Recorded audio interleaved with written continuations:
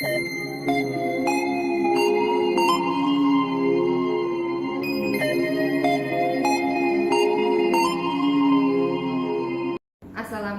warahmatullahi wabarakatuh. Salam dan bahagia Ibu Bapak Guru hebat. Saya Ririn Masrikah MSI, calon guru penggerak Angkatan 9 dari SMA Negeri 4 Semarang. Kali ini akan menyajikan sebuah video tentang diseminasi penerapan budaya positif kepada Ibu dan Bapak Guru di SMA Negeri 4 Semarang. Harapannya dengan diseminasi ini, maka Ibu Bapak Guru bersama-sama dengan saya mau bergerak untuk menerapkan budaya-budaya positif di sekolah berikut dengan konsep-konsep inti yang ada di dalamnya. Semoga Ibu Bapak Guru bisa bergerak bersama-sama mewujudkan anak-anak kami menjadi anak-anak yang mandiri dan bertanggung jawab seperti profil pelajar Pancasila.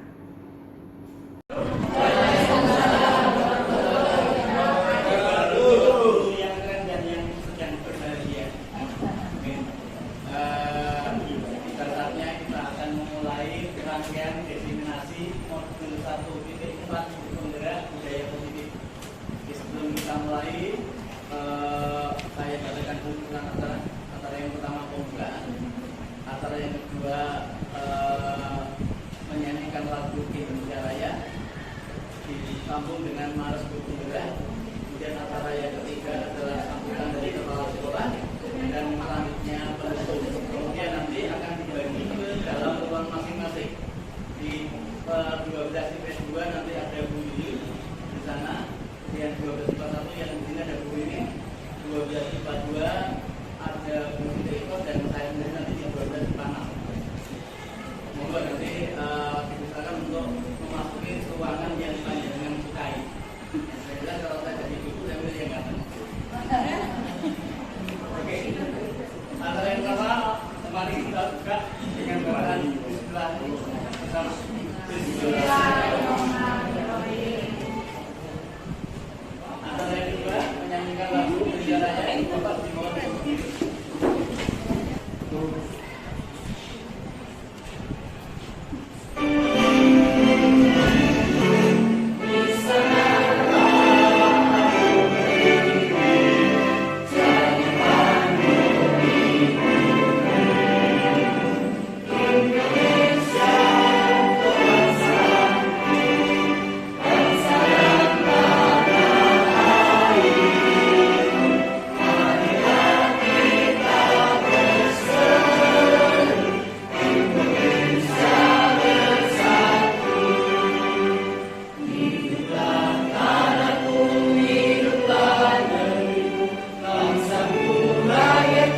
Semuanya, bangunlah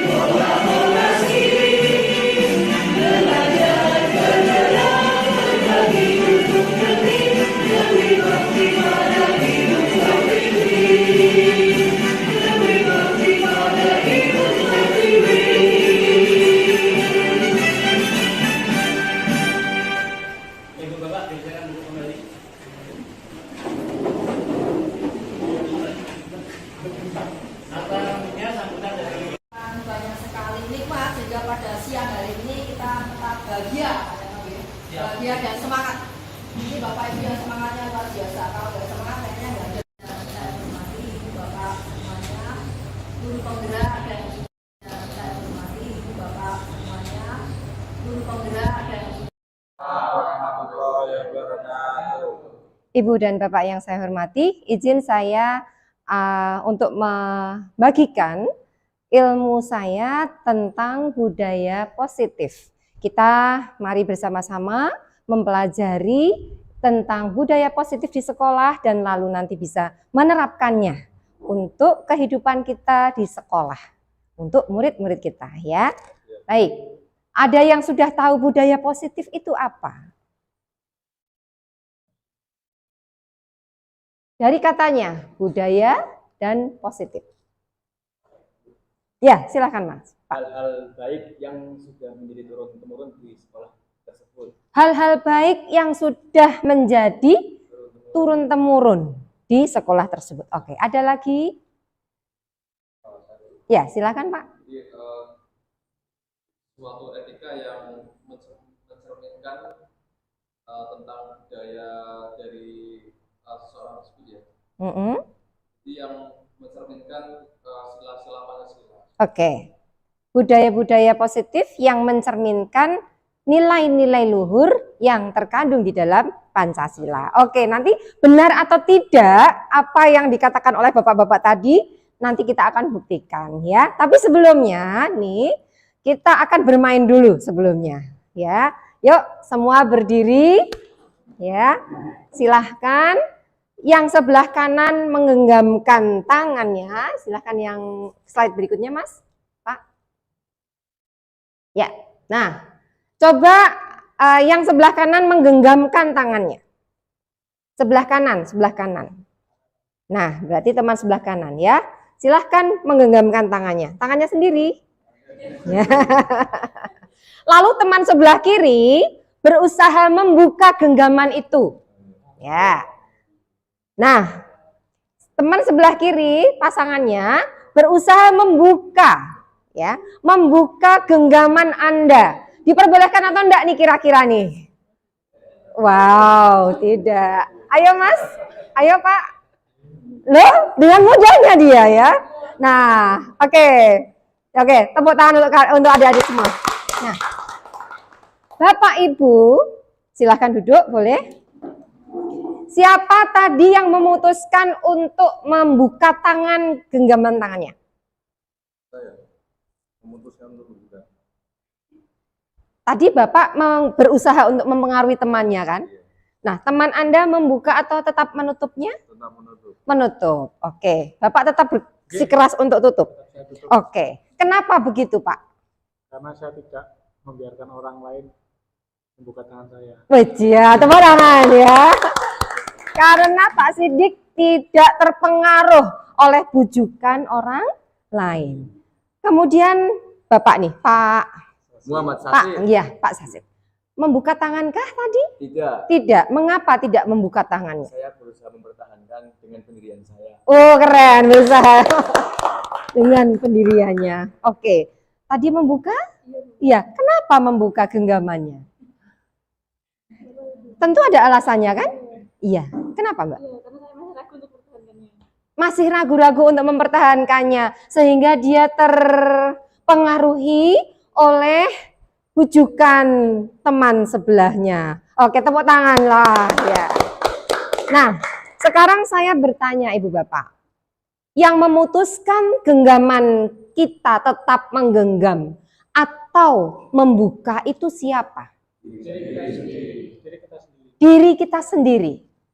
Ya, jadi diri kita sendiri mempengaruhi pikiran kita, memerintahkan untuk membuka atau tetap tergenggam. Ingat itu. Jadi yang memutuskan untuk melakukan sesuatu itu adalah diri kita sendiri. Ingat ya. Oke, next. Nah, ini nih, betul atau tidak ini tentang budaya positif yang tadi dikatakan oleh teman-teman kita. Di sini bahwa budaya positif itu adalah kebiasaan ya, kebiasaan baik yang muncul melalui tutur kata, perilaku seseorang yang merupakan pencerminan dari isi pemikiran ya dan perasaan yang sesuai dengan norma-norma yang ada di lingkungannya. Ya. Nah, betul ya tadi ya, sepakat ya bahwa budaya itu kebiasaan. Positif itu adalah hal-hal yang baik. Tentunya kalau di negara kita, negara Pancasila, tentunya yang sesuai dengan norma-norma Pancasila. Oke, next.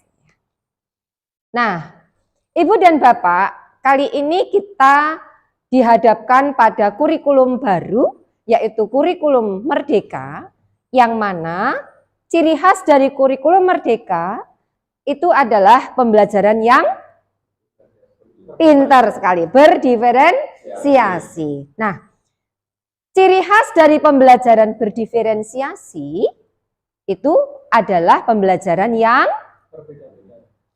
berbedanya kenapa? Sesuai minat bakat. Iya, tepuk tangan untuk Ibu dan Bapak semua. Ini keren-keren semua ya. Yang sesuai dengan minat bakat murid. Mengapa? Supaya murid itu tetap happy melaksanakannya dan mendapatkan hasil yang maksimal. Ya, dengan memberikan pembelajaran yang sesuai dengan bakat minatnya, harapannya anak-anak kita tetap fun di dalam proses pembelajaran. Itu sebetulnya yang kita inginkan. Nah, maka akan mengalami perbedaan ini tentang filosofi pendidikan antara paradigma lama dengan paradigma baru. Ya, di mana pada paradigma lama dulu pembelajaran itu selalu berpusat pada guru, teacher center. Ya kan? Ketika guru mengajar, anak-anak perhatikan saya, gitu ya. Dia enggak? Nah, Bapak ingin kalian bla bla bla bla. Coba si Adi misalnya. Adi maju ke depan, begini. Semua perintah dari guru. Jadi guru yang mendapatkan perhatian lebih. Nah, sekarang kita tidak bisa seperti itu karena di paradigma baru mengatakan pembelajaran harus berpusat pada murid. Jadi kita yang berperan sebagai fasilitator. Murid yang bergerak, murid yang menemukan konsep, murid yang melakukannya, murid yang membuktikannya. Ya kan? Nah, kemudian berikutnya.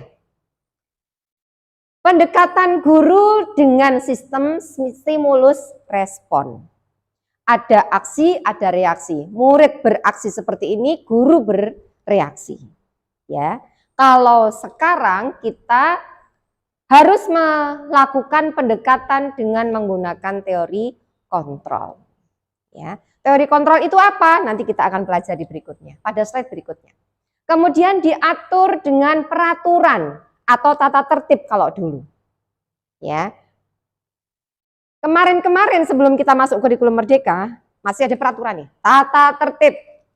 Tidak boleh terlambat pada saat masuk sekolah. Ya. Tapi kenyataannya pada sampai saat ini Masih ada. Nah, karena kalau kita menekankan sesuatu menjadi sebuah peraturan, dilarang A, dilarang B, dilarang C, maka makin banyak juga yang melanggar. Iya, betul sekali. Maka sekarang kita akan menekankan bahwa kesadaran itu muncul dari dalam diri murid itu sendiri. Bagaimana guru menggali kesadaran murid, bagaimana guru meningkatkan kesadaran murid untuk melakukan kebiasaan-kebiasaan yang positif tadi supaya tidak ada tekanan dari luar, tidak ada paksaan dari luar. Karena kalau tata tertib itu ujung-ujungnya nanti adanya paksaan. Nggak boleh begini, nggak boleh begitu. Kalau ada pelanggaran, guru sudah begini. Nah, itu stimulus respon. Ada stimulus, kita merespon. Ya. Kalau sekarang sistemnya harus kontrol. Ya. Nah, oke, next. Bagaimana nanti penerapannya akan kita diskusikan berikutnya. Nah, ini perbedaan antara stimulus respon dan teori kontrol. Yang pertama, untuk stimulus respon, ya, realita atau kebutuhan, kita beranggapan bahwa kebutuhan kita itu sama semua. Padahal kita harus mengakui, harus sadar bahwa kebutuhan manusia itu berbeda-beda. Ya, kebutuhan Pak Sidik, kebutuhan Mas Aziz, Pak Aziz, apakah sama? Berbeda. Ya. Itu contohnya. Kemudian berikutnya, semua orang melihat hal yang sama. Padahal juga tidak sama. Orang itu berbeda-beda potensinya. Saya suka nyanyi. Jenengan suka apa, Pak? Olahraga. Jenengan suka apa, Bu Eka? Suka membaca. Nah, kita 3 orang saja berbeda-beda, ya.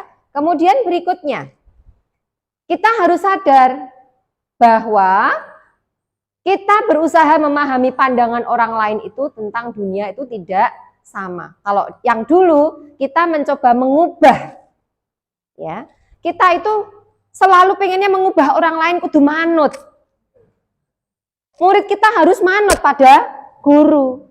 Kalau paradigma baru, kita itu harus berusaha memahami pandangan orang lain. Dan pandangan itu tentu akan berbeda. Ya.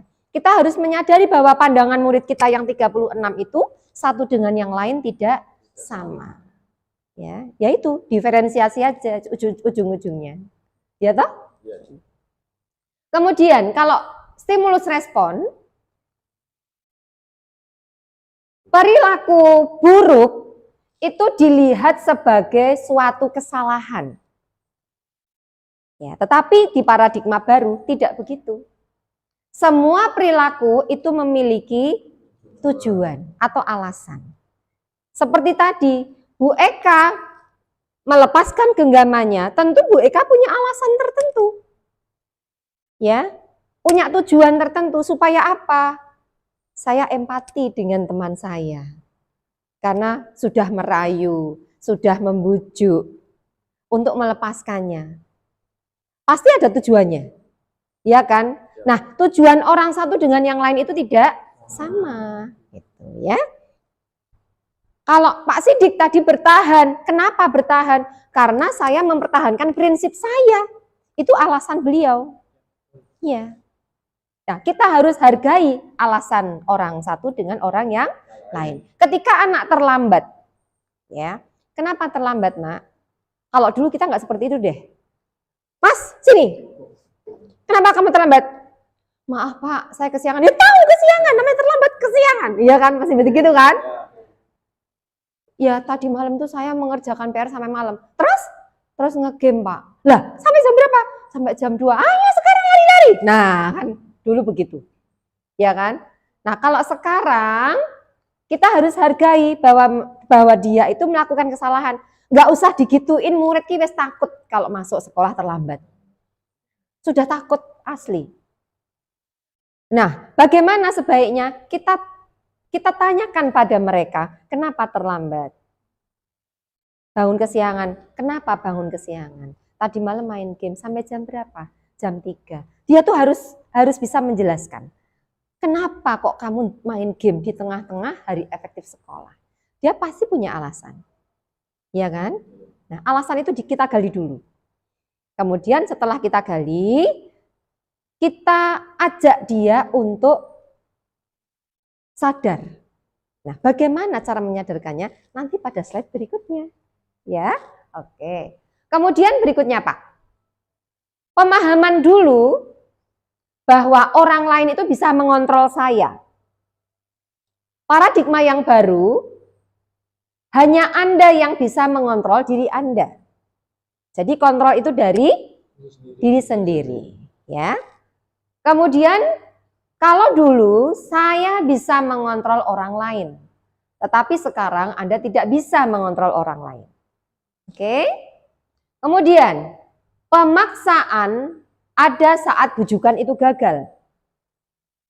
Kalau latar belakangnya peraturan atau tata tertib, maka ketika kita menghadapi anak yang tidak melaksanakan sesuai tata tertib itu, kita akan memaksa untuk tertib. Ya kan? Ya, tapi kalau kesadaran sendiri, kita tidak perlu memaksa. Pak, kenapa Anda pakai helm dari Gunung Pati ke Semarang? Supaya menjaga keselamatan kepala. Nah, menjaga keselamatan. Kalau tujuannya itu ada atau enggak ada polisi, Bapak akan memakai atau tidak? Tetap memakai. Tetap memakai karena tujuannya untuk keselamatan. Tapi kalau tata tertib, wah kalau ada polisi pakai, kalau enggak cantolin stang kan gitu, ya kan? Ya. Kemudian model berpikirnya itu menang atau kalah. Murid selalu kira-kira ada di tempat menang atau tempat kalah? Murid. Guru itu selalu menang. Kalau murid selalu kalah, ya. Memenangkan murid. Kita sudah posisi menang, tetapi kita harus berbesar hati untuk menempatkan murid sebagai pemenang juga. Ya, itu yang sulit, yang kita harus bisa. Ya, oke, next. Nah, dalam filosofi pendidikan menurut Ki Hajar Dewantara, bahwa guru yang baik adalah guru yang memberi tauladan, kemudian menuntun murid dalam setiap lakunya, perjalanan perilakunya, maka guru harus dapat mewujudkan budaya-budaya positif itu ya pada setiap muridnya di sekolah. Budaya positif dapat dijalankan dengan menerapkan konsep-konsep inti yang ada di dalamnya. Apa saja konsep inti itu? Yang pertama adalah nilai-nilai kebajikan, bahwa guru harus paham tentang nilai-nilai kebajikan yang harus dimilikinya. Ya. Kemudian yang kedua, guru juga harus bisa menanamkan disiplin positif pada muridnya. Yang ketiga, bahwa guru harus paham tentang prinsip motivasi perilaku manusia.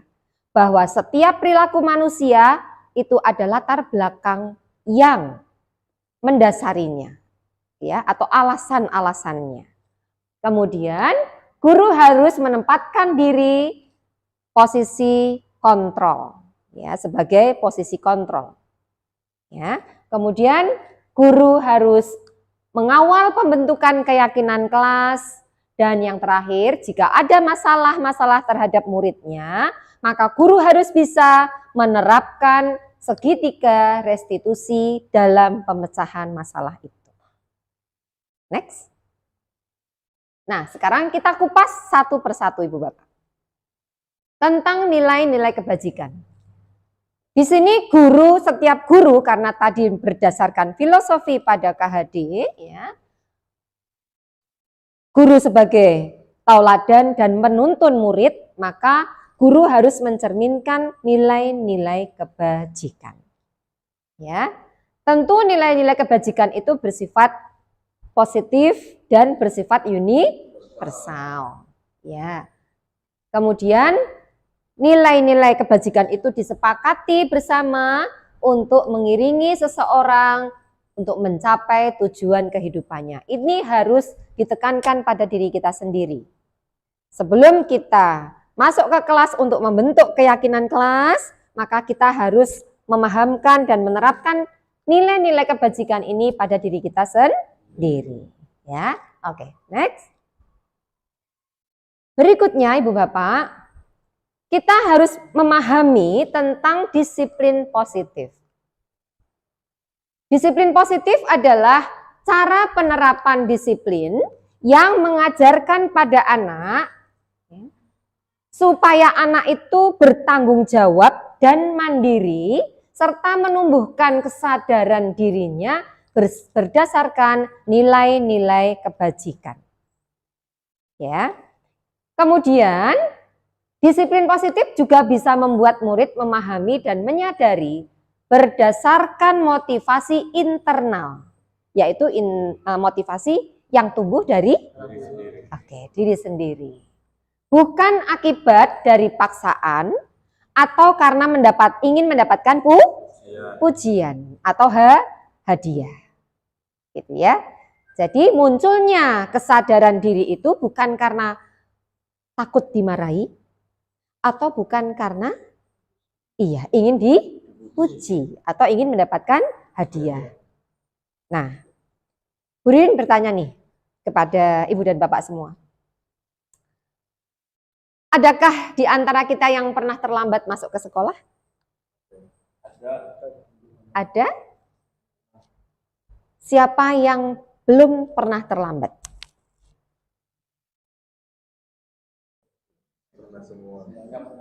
Pernah semua. Oke, siapa di antara ibu bapak yang pernah terlambat? Angkat tangan. Sekarang saya bertanya pada Bu Eka.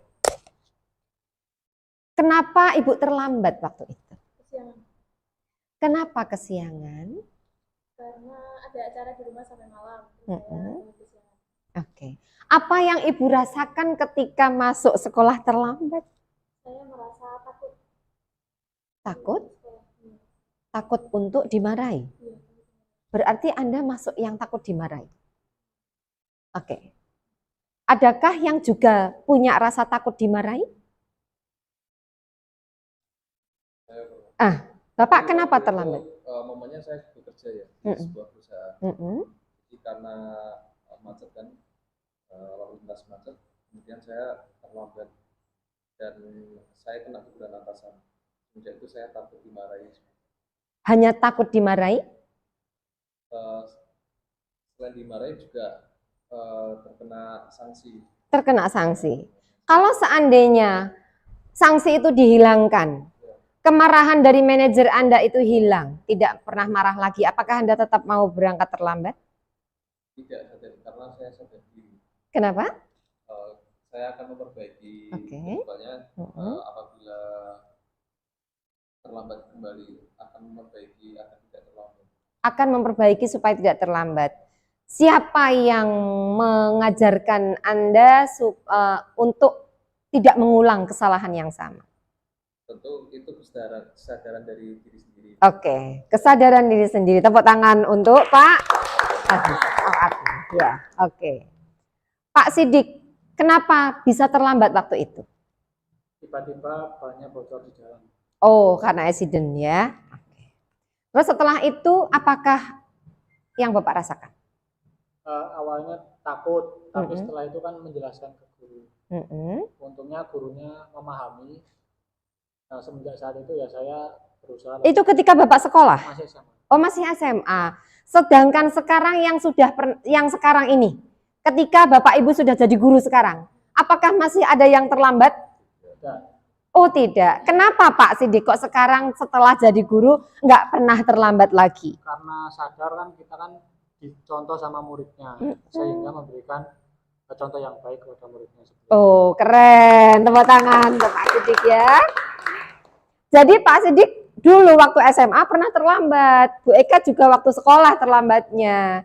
Tetapi ketika sekarang jadi guru, Ibu dan Bapak tidak pernah terlambat lagi karena malu ya. Nah itu artinya Ibu dan Bapak sudah ada kesadaran dari diri sendiri untuk tidak terlambat karena rasa tanggung jawab dan sebagai tauladan. Oke, itu yang dimaksud dengan kesadaran diri sendiri. Nah, murid kita, tugas guru ya membentuk murid kita supaya bisa memiliki kesadaran diri seperti ini, atau motivasinya berasal dari motivasi internal. Ya, bukan lagi takut dimarahi guru, bukan lagi karena teguran, bukan lagi karena hukuman atau tidak takut dengan hukuman, tetapi datang dari dirinya sendiri. Gitu ya. Oke, next. Nah, motivasi perilaku manusia. Guru harus memahami akan adanya motivasi perilaku manusia. Kita harus paham bahwa ada 3 macam motivasi seseorang melakukan sesuatu, ya, yaitu yang pertama untuk menghindari hukuman, ya, atau ketidaknyamanan. Yang kedua untuk mendapatkan hadiah atau penghargaan atau imbalan. Dan yang ketiga untuk menjadi orang yang mereka inginkan dan menghargai diri sendiri dengan nilai-nilai yang mereka percayai. Ya, kira-kira tadi Ibu Bapak yang tidak pernah terlambat selama mengajar itu karena yang mana? Yang ketiga. Tepuk tangan untuk adik-adik semuanya, Ibu Bapak semua, ya. Nah, kita juga harus bisa membawa murid-murid kita memiliki keyakinan yang nomor 3. Ya, next. Oke. Dan kita juga harus memahami bahwa seseorang melakukan sesuatu itu memiliki alasan tertentu. Kita harus paham bahwa anak-anak kita, murid-murid kita juga melakukan sesuatu. Harus paham bahwa setiap murid itu memiliki kebutuhan, ada 5 kebutuhan dasar, ya. Yang pertama adalah kebutuhan dasar untuk bertahan hidup. Contohnya, kalau kebutuhan untuk bertahan hidup itu seperti makan, minum, pakaian, betul, istirahat, ya, tempat tinggal. Berikutnya, bahwa kita juga harus paham bahwa mereka atau setiap manusia itu membutuhkan kasih sayang dan cinta. Ya. Nah, ketika anak kita atau murid kita nih berulah di kelas, ya, dia selalu mencari perhatian kita atau bahkan mencari perhatian temannya. Nah, kita harus menggali informasi apa sih yang menyebabkan murid kita berperilaku seperti itu. Wah, jangan-jangan anak ini membutuhkan kasih sayang dari orang tua. Ya, jangan-jangan anak ini membutuhkan kebutuhan yang untuk bertahan hidup. Nah, itu kita harus paham seperti itu, ya, bahwa kita hidup itu harus memiliki 5 kebutuhan dasar ini. Yang berikutnya adalah kebutuhan akan adanya penguasaan atau kekuasaan nih. Setiap orang punya itu. Ya, maka ketika murid kita nih selalu berulah misalnya di kelas itu ingin menguasai teman-temannya. Atau misalnya bekerja di dalam sebuah kelompok diskusi, dia ingin menjadi pemimpinnya. Nah, anak seperti ini harus diberi wadah. Oh, kalau begitu nih anak ini memang belum terpenuhi kebutuhan akan penguasaannya, maka harus kita berikan wadah itu. Silahkan Adi, misalnya kalau mau jadi ketua kelompok, diberikan supaya terpenuhi kebutuhan akan hal itu. Ya, oke. Berikutnya, kita juga harus paham bahwa setiap manusia itu membutuhkan kemerdekaan. Ya. Kemudian yang terakhir adalah kebebasan. Nah, kalau misalnya murid kita tadi seperti Bu Ika ceritakan, ada terlambat misalnya, ada anak yang terlambat, kemudian ditanya, kenapa terlambat? Bangun kesiangan. Kenapa bangun kesiangan? Karena malamnya main game. Itu kira-kira anak itu membutuhkan apa dalam 5 pokok kebutuhan dasar ini?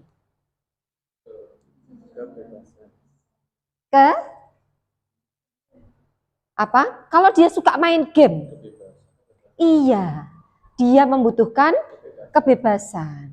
Ya, mungkin orang tuanya terlalu mengekang hingga tidak boleh main kemana-mana, sehingga pelariannya dia main game di rumah. Yang penting ibu saya nggak masalah kalau saya di rumah. Bisa jadi begitu kan? Nah, kita harus paham akan ini, Mbak, Bu, ketika kita menyelesaikan permasalahan-permasalahan anak-anak kita di sekolah. Ya, oke, next. Nah, ini tadi Ibu Bapak tentang posisi kontrol guru.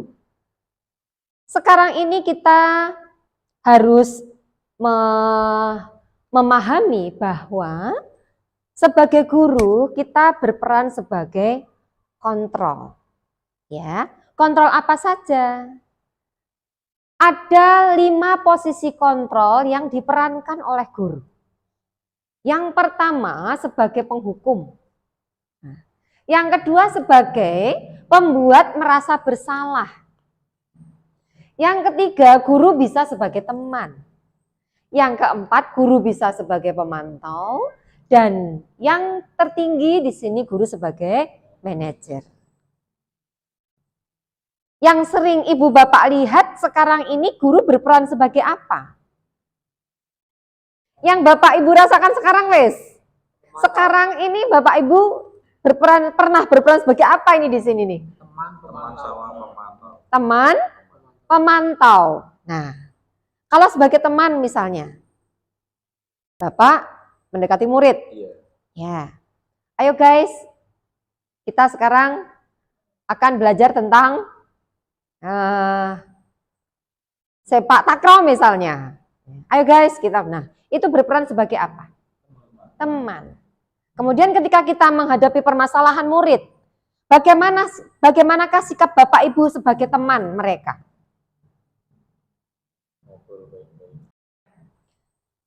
Kemudian yang sebagai pemantau, ya. Bagaimana seorang guru berperan sebagai pemantau nih untuk anak-anaknya? Ada yang bisa beri contoh? Ada?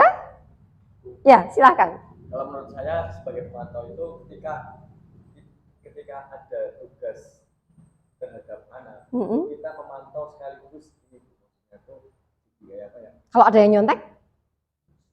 Ya, kita sebenarnya diperingatkan dulu biar tidak nyontek.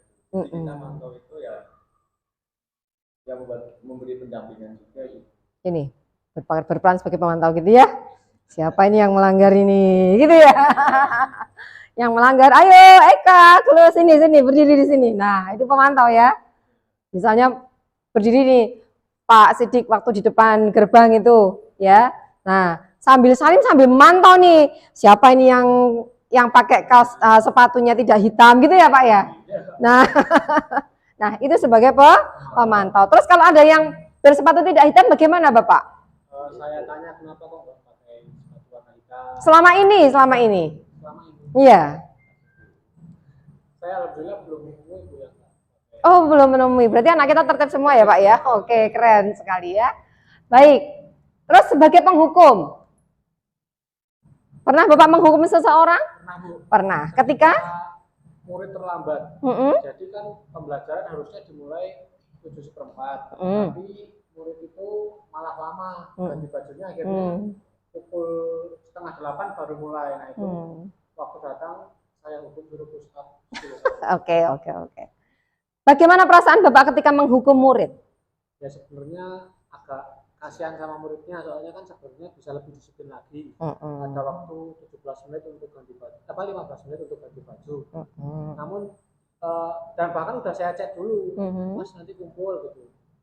Tapi terkadang memang murid itu ada yang kurang berminat gitu. Oke, baik. Nah, jadi sebetulnya Ibu Bapak, goal kita sebagai seorang guru itu yang paling ideal adalah memposisikan diri kita sebagai manajer. Ya. Seorang manajer itu memanage karyawannya, memanage anak buahnya, memanage muridnya untuk membentuk kesadaran pribadinya supaya dapat mengatur dirinya sendiri secara bertanggung jawab. Itu posisi sebagai manajer. Ya, tetapi karena murid kita itu kan, jadi goal kita, ya, tujuan kita yang paling ideal sebagai guru itu bisa berperan sebagai manajer. Tetapi kita paham bahwa murid kita yang jumlahnya 1184 dengan 1184 karakter dan kodrat yang berbeda-beda, ya, latar belakang mereka berbeda-beda, maka kita juga harus bisa menyesuaikan diri bagaimana cara penanganan terbaik untuk dia, untuk masing-masing. Mungkin ada murid kita yang begitu kita perlakukan sebagai manajer, dia sudah bisa berubah, sudah bisa menjadi baik. Tetapi ada pula pasti ya, murid kita yang kalau diperlakukan sebagai manajer, dia belum bisa berubah menjadi lebih baik. Maka kita harus menurunkan grade kita. Mungkin bisa jadi sebagai pemantau dulu. Dengan harapan ketika sekarang nih kita beri perlakuan sebagai pemantau, harapannya next ketika dia melakukan kesalahan lagi, dia bisa kita rubah dengan posisi peran kita sebagai manajer. Paham ya? Oke, next. Nah, ini Bapak Ibu, bagaimana seorang guru berperan sebagai manajer. Guru berbuat sesuatu bersama murid,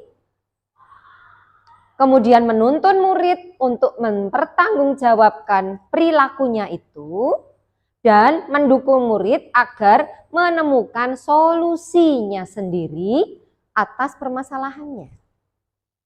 Jadi kita gali informasi mengapa dia melakukan kesalahan itu, kemudian kita angkat posisinya dari posisi gagal ya menjadi posisi sukses. Ini posisi manajer mengacu pada restitusi yang menjadikan murid sebagai manajer untuk dirinya sendiri sehingga tercipta identitas sukses atau identitas berhasil.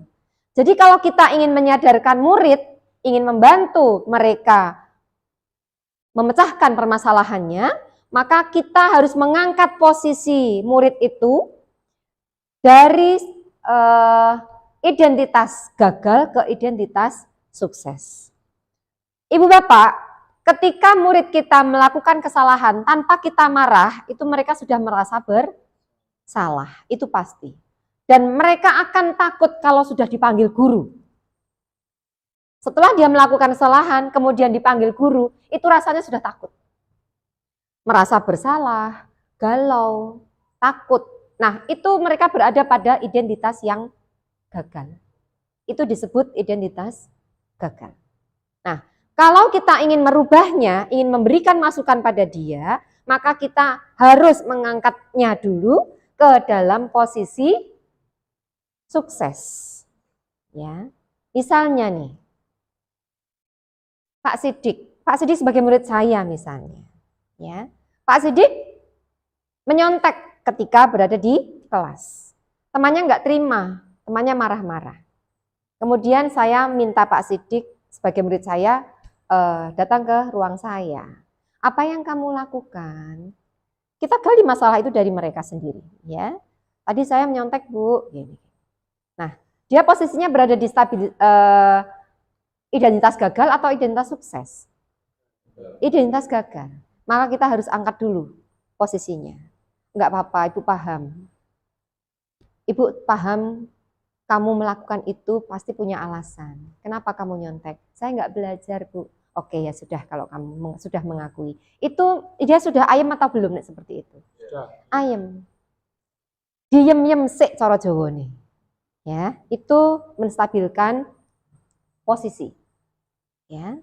Kemudian setelah menstabilkan posisi, baru dia kita bawa pada sebuah kondisi untuk validitas tindakan yang salah tadi.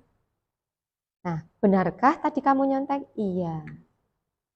Lalu apa yang bisa kamu lakukan sekarang? Saya harus minta maaf pada Agus misalnya. Ya. Oke. Kalau sudah mau minta maaf, itu maka sudah masuk pada tahap validitas tindakan yang salah. Kemudian setelah itu tanyakan pada keyakinan kelasnya. Apakah di kelasmu ada keyakinan kelas? Ada, Bu. Apa saja isinya? Bla bla bla bla bla bla. Nah, di antara isi dari keyakinan kelas itu manakah yang dilanggar pada saat kamu nyontek temanmu? Oh, yang saling menghargai, saling menghormati. Nah, kita akan bawa dia untuk menyadarkan dirinya sendiri. Ya? Oke. Next. Nah, bawa dia menuju ke keyakinan kelasnya. Jadi setiap wali kelas hukumnya wajib untuk memiliki atau membentuk keyakinan kelasnya. Ya, keyakinan kelas itu merupakan sebuah komitmen bersama, ya, yang bahasanya itu bersifat universal. Misalnya warga kelas 12 IPA 1 wajib memiliki rasa saling menghormati dan menyayangi. Menghormati itu sama gurunya ya menghormati, sama temannya ya menghormati, gitu kan? Itu. Contohnya seperti itu, ya. Kemudian seluruh warga 12 IPA 1 wajib wajib menjaga kebersihan dan kerapian kelas, misalnya gitu. Ya, itu bahasa-bahasa universal. Ya, contohnya. Nah, di sini guru harus berperan dalam terbentuknya keyakinan kelas atau keyakinan sekolah, ya. Dengan adanya kesepakatan antara murid dengan guru. Apa saja yang disepakati? Kalau itu sudah kesepakatan bersama dan usulan dari anak-anak sendiri, maka insya Allah mereka akan bisa komitmen. Ya, kita tinggal ingatkan saja mereka pada keyakinan kelas masing-masing. Ya, oke. Keyakinan kelas atau sekolah itu berupa pernyataan universal ini tadi, yang bisa diingat, mudah dipahami dan mudah dilaksanakan. Next. Nah, ini adalah segitiga restitusi, Dik. Adik-adik atau ibu-ibu dan bapak-bapak semua, di mana segitiga restitusi ini merupakan pendekatan ketika kita mengalami murid kita mengalami permasalahan. Ya, kita harus bisa membawa mereka dengan tiga tahapan ini. Yang pertama menstabilkan identitas, yang kedua tadi validasi tindakan yang salah, dan menanyakan keyakinan kelasnya. Supaya mereka atau murid-murid kita menjadi anak yang benar-benar mandiri dan bertanggung jawab. Ya, next. Nah, dengan menerapkan budaya positif ini di sekolah, maka harapannya memudahkan untuk tercapainya pendidikan nasional sesuai dengan filosofi Ki Hajar Dewantara, yaitu pendidikan yang berpihak pada murid dan bersifat menuntun tumbuh kembangnya murid sesuai dengan kodratnya masing-masing. Oke, next. Baik. Ini Bu Ririn tayangkan pula video contoh pembentukan keyakinan kelas. Silahkan. Oh, nggak bisa ya?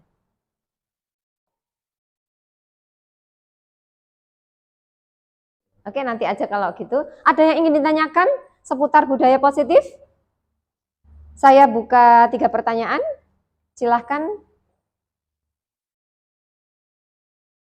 Ya, Pak Sidik, silahkan. Bertanya Bu, apabila ada murid yang sudah menggunakan, misalnya dia terlambat, dan sudah ditanyakan menggunakan tadi 3 tahapan restitusi, namun dia mengulanginya terus gitu, itu tanggapan Bu Ririn seperti apa?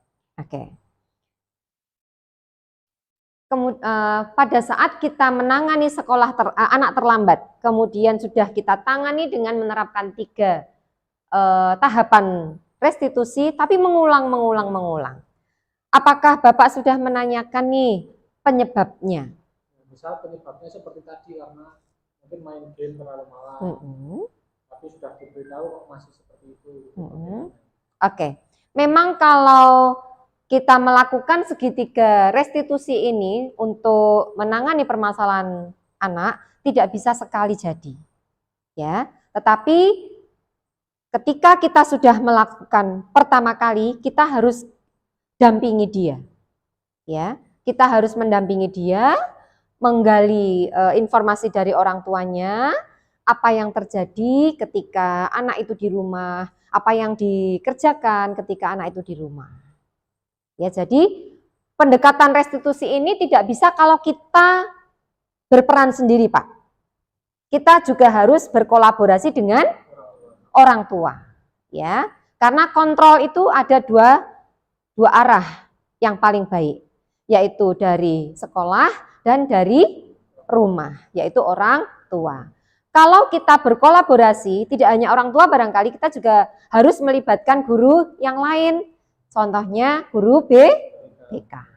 Ya, jadi semakin kita berkolaborasi, bergandeng tangan dengan pihak-pihak yang terkait, ya wali kelas, kita sebagai guru mapel misalnya, kemudian guru BK, kemudian melibatkan orang tua, saya yakin kalau dari semua lini ini bersatu, bergandeng tangan untuk mengangkat anak itu menjadi anak yang bisa berubah dan bertanggung jawab, saya yakin bisa. Ya, jadi jangan sendirian. Dan tidak bisa segitiga restitusi itu diterapkan hanya satu kali aja. Harus berulang dan berkolaborasi. Gitu ya. Ada lagi? Ya, silahkan Pak Aman. Baik, untuk yang tadi ya slide yang menerangkan mengenai pemikiran filosofi pendidikan menurut Ki Hajar Dewantara, apakah pemikiran tersebut masih relevan di era saat ini? Baik, terima kasih. Itu pertanyaan luar biasa. Tepuk tangan dulu ya.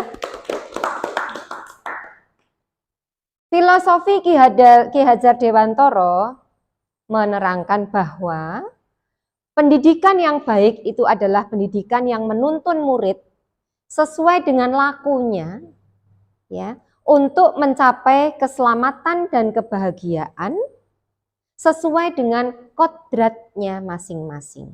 Kodrat itu latar belakang. Kodrat itu ada dua, kodrat alam dan kodrat zaman. Kodrat alam itu kodrat kita di saat berada di lingkungan asal kita. Itu kodrat alam. Sedangkan kodrat zaman itu adalah perkembangan zamannya. Jadi kalau filosofi Ki Hajar Dewantara mengatakan bahwa kita sebagai guru harus bisa menuntun murid sesuai dengan lakunya, perjalanan hidupnya, untuk mencapai keselamatan dan kebahagiaan sesuai dengan kodrat alam dan zamannya, itu masih relevan atau tidak? Kalau zamannya sekarang nih, era teknologi, berarti kita harus menuntun mereka, murid-murid kita, sesuai dengan zaman teknologi. Masih relevan enggak? Masih. Itu hebatnya Ki Hajar Dewantara. Luar biasa ya. Keren. Oke. Ada lagi? Yang Putri? Tidak ada? Cukup. Kalau tidak ada, mudah-mudahan kita sebagai guru bisa menerapkan budaya positif dengan menjadi tauladan dan menuntun murid-murid kita, ya, menjadi murid-murid yang bisa mewujudkan profil pelajar Pancasila. Ya, demikian Ibu Bapak, terima kasih atas hadirnya dan tetap semangat untuk menuntun murid, ya, untuk tergerak, bergerak dan menggerakkan. Oke, semangat Pak. Inspiratif. Terima kasih. Assalamualaikum warahmatullahi wabarakatuh.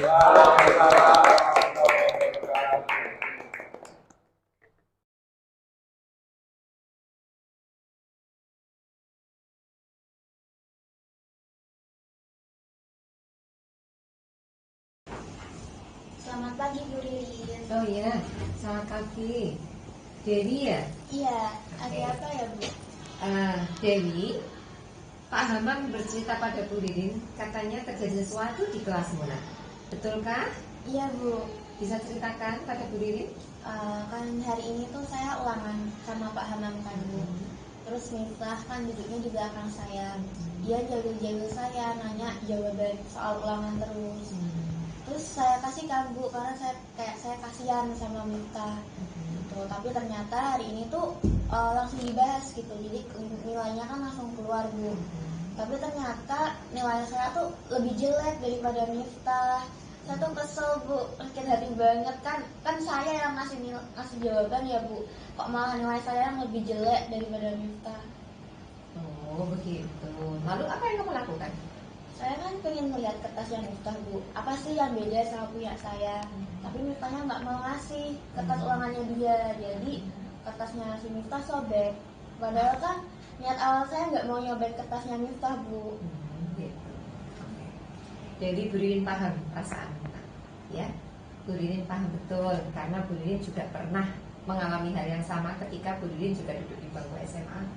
Ya? Iya. Oke. Dan Bu Ririn juga berterima kasih sama kamu nak, karena kamu tidak melakukan hal-hal yang barangkali bisa lebih buruk dari itu. Ya? Iya. Oke. Dan kamu menyobek kertasnya Miftah bukan karena sengaja mau nyobek kan? Iya. Oke. Baik. Dewi, Bu Ririn mau tanya, di kelasmu sudahkah dibentuk keyakinan kelas? Sudah, Bu. Sudah. Coba sekarang Dewi ingat-ingat poin-poin apa yang ketika Dewi marah seperti tadi di kelas yang tidak dilaksanakan oleh Dewi dari keyakinan kelas itu. Poin saling menghormati sama kejujuran sih. Oke. Ya, Bu Ririn paham. Kamu memberikan bantuan kepada temanmu. Kamu menolong teman yang sedang kesulitan. Itu baik, nak. Tetapi dalam hal ini kebaikanmu tidak tepat. Ya, tidak berada pada waktu yang tepat. Sadar kan? Sadar, Bu. Oke.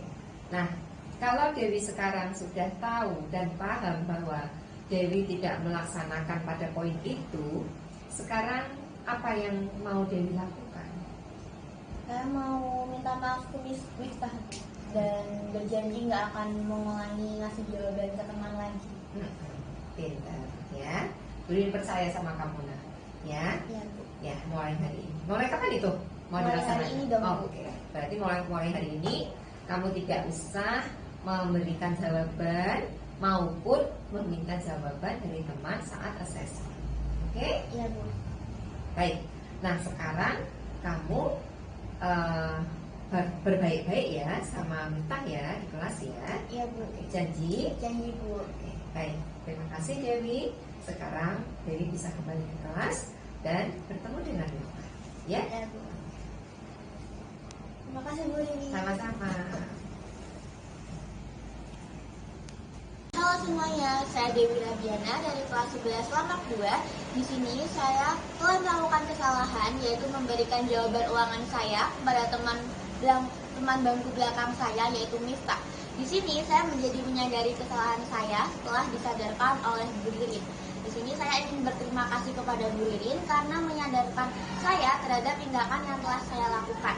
Saya berjanji untuk di hari besok saya tidak akan mengulangi kejadian yang sama. Terima kasih. Wassalamualaikum warahmatullahi wabarakatuh.